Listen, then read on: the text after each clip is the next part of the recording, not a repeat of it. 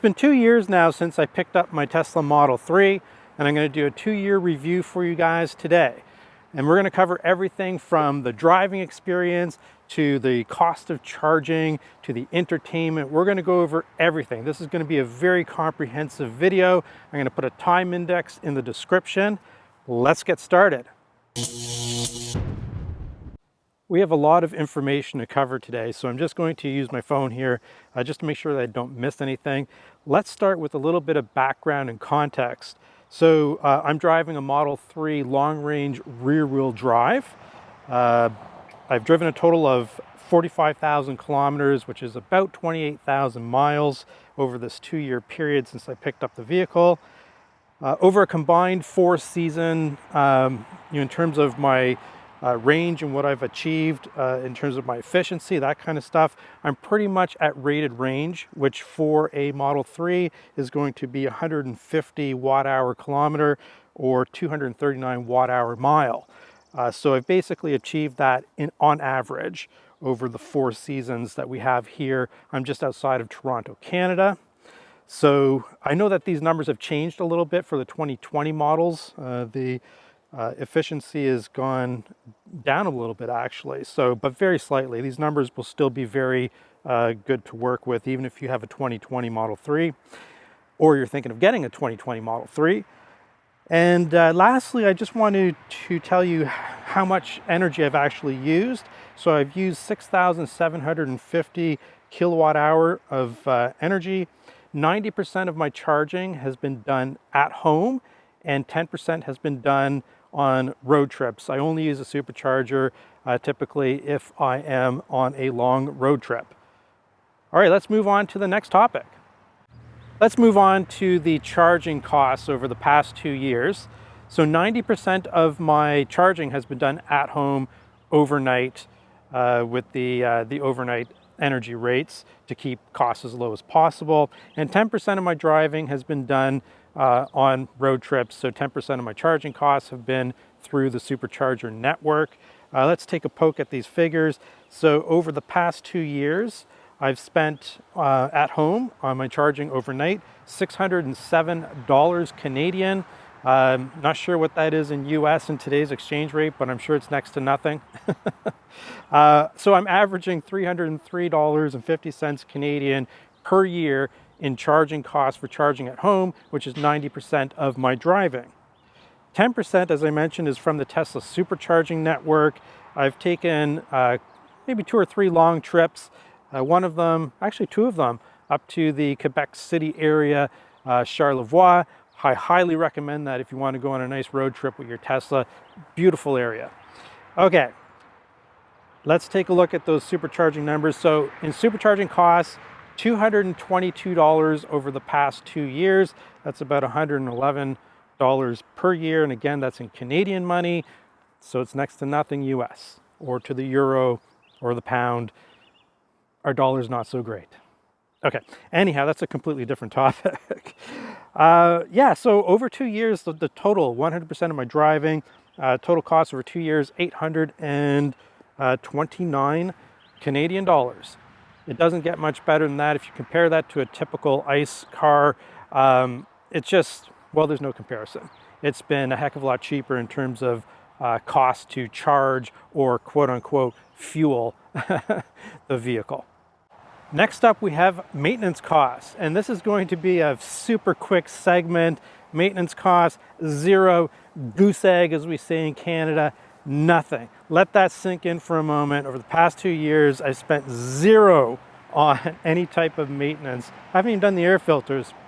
They just haven't needed to be done. So nothing. Next up, we have repairs and service. So let's cover everything that I've had done under warranty for the car and outside of warranty. So like any other car manufacturer, over a couple of years, something's going to go wrong. Okay, no manufacturer, is able to achieve perfection when it comes to at least something going wrong with the car over 2 years. If you've had a car that hasn't had any problems in 2 years, I salute you. You are in a very small group of people. Congratulations. Okay, let's talk about the work that I've had done under warranty, which quite frankly isn't much. there's 3 items. So the front actuator motor had to be replaced. My front got stuck and wouldn't open, so that's one thing that I had done. The Tesla service rangers came to my house and did that. No sweat to me. I was downstairs working. I didn't miss a beat. They did everything for me. Didn't have to go anywhere. Worked out great. Glove box was replaced on that same visit. And lastly, in terms of warranty work, most recently I had the upper control arm replaced on the front passenger side. So those are the 3 things that have gone wrong in 2 years that required a warranty repair. I think that's pretty good. And like I said, only one of those repairs I had to actually go to the service center, because the other 2 were done right in the comfort of my own home with the Tesla Rangers coming to see me, which was great. Now let's talk about things that are outside of warranty, because I did have a pretty major expense. I had a giant rock hit my front windshield driving down the freeway. This happens to every type of vehicle, has nothing to do with it being a Tesla. The cost to replace the windshield had to be replaced, couldn't be fixed, and I had it done at a Tesla service center, was 1,200 Canadian dollars. I think at the time when I priced it out, just to get the US perspective, it was 800 US dollars. Now, if you look at that cost, it seems pretty darn high for a windshield replacement. But if you look at it in the context of a comparison to other cars in the same price range as the Model 3, it's really less of an issue in terms of the cost of a windshield replacement. If you look at the BMW, what is it, like BMW 3 Series, I guess. Sorry, I'm not as up to speed on my BMW, but anyhow, when I was looking at the price comparisons, if you have a BMW 3 Series and you actually have the heads-up display as well, I read like up to $2,600 to have that windshield replaced. So, you know, it's not so bad. You got to take it in context with the price of the vehicle. So I'm not super concerned about that. It's the first time I've ever had to replace a windshield in my 20 some odd years, 25 some odd years of driving. Damn, I'm old. So you know what I mean. All right, now one of the things I do want to address is that you see in the news a lot people complaining about Tesla customer service and post-service support and that type of thing. And you know, there is some merit to it. If I'm being honest, Tesla, they've made some great strides in the last 2 years on improving their post-sales experience. Like for example, when you have to go to a service center or you have an issue that doesn't require the service center, but maybe telephone support, that kind of stuff. You know, some people feel it's a huge mess, and to some extent it has been. But focusing on the positive, right? There's been a huge improvement, especially in the last, I'd say, 3 to 4 months in Tesla's overall post-purchase sales and service experience. So they are improving. There's still some work to do, but they're on the right track. So I just thought I'd throw that in, because not everything is sunshine and roses. I say that a lot when I talk about my Tesla, right? There are some things that maybe are not as perfect as they could be, but that's okay, because Tesla's the newest car company out there, and they're still learning about some stuff. Overall, I'd say that I'm satisfied with my experience with the service center, and I think that's good enough at this point, and they will get better. Next up, we're going to talk about a topic that you won't find in any long-term review for any other brand of car except for Tesla. And of course, we're talking about software updates. Your Tesla, over time, gets better, and no one does this like Tesla. There is I'd say, a very consistent and constant stream of updates flowing to the vehicle to either make improvements to the driving experience or to add features like entertainment features. So this is very unique to Tesla, and it's what makes Tesla special, or one of the reasons why Tesla is special. I mean, there's a ton of reasons why it's special, but this is really amazing. The notion of your vehicle getting better throughout your ownership experience. I mean, it's unheard of. And if you look at traditional automobile manufacturing and post-purchase support. Now, how many software updates? To be honest with you, I've lost track. There have been so many. Dozens over the past 2 years. And many of those have done some amazing things, like increase your acceleration. So your 0 to 60 miles, 0 to 100 kilometers, we've seen an increase to that after purchase. Unheard of. We've seen improvements to efficiency. Unbelievable. Unheard of after the purchase of a vehicle. So some really fantastic and unique things in the long-term ownership experience that you won't find with any other vehicle, at least not today. All right, I'm running out of camera angles for you, but let's keep going because there's some great information still to come about this 2-year long-term ownership experience. Next up, we're going to talk about the driving experience. So yes, the Model 3 is super fast. Yes, it corners like it's on rails because of the low center of gravity. So that stuff is all covered. You're going to have a fantastic driving experience. But I want to talk about what makes the driving experience unique over the last 2 years. And again, we've seen tremendous improvements in the technology that makes a Tesla unique. And of course, I'm talking about the full self-driving capabilities. So while it's not level 5 right now, it's probably level 2.5 maybe at best, but it's incredible and it sets Tesla apart from any other manufacturer, and you won't see this in another 2-year long-term review for another brand either. So let's talk about it for a moment. If you look at the Navigate on Autopilot experience, for example, and I recently did a video, I'm going to link it below, where I went on a 45 miles, 60 some odd kilometer drive on Navigate on Autopilot through a very complex set of interchanges around the city of Toronto. When you experience this technology for the first time, I guarantee you it's going to blow your mind. And what also blows your mind is the pace of improvements that we've been seeing. Just yesterday, last night, I received an update in Canada that will allow the beta of the automatic stopping at stoplights and stop signs. Our US friends have had this for a while now. I'm going to check it out. Obviously, I'm going to do a video on it as well. Like, this is the kind of stuff that just makes your driving experience something that you cannot have in any other vehicle. And the technology, we've heard it before. A lot of people have referred to, the Tesla as a smartphone on wheels. I just think it's different. It's way different than what other manufacturers are doing.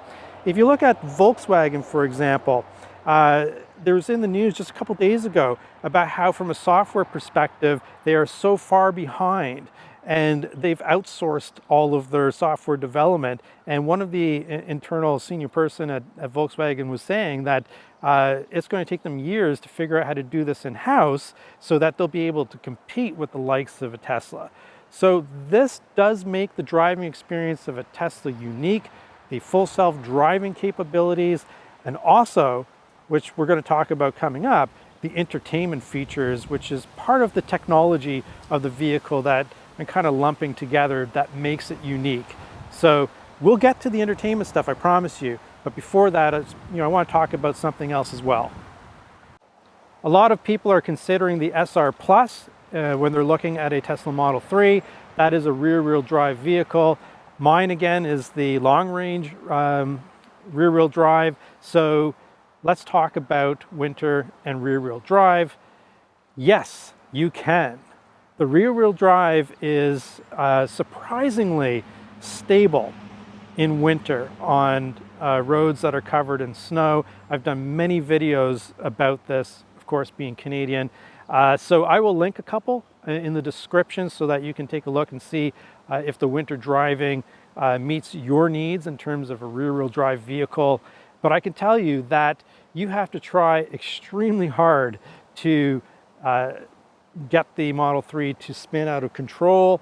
And even then, the safety features will probably kick in and prevent you from really hurting yourself.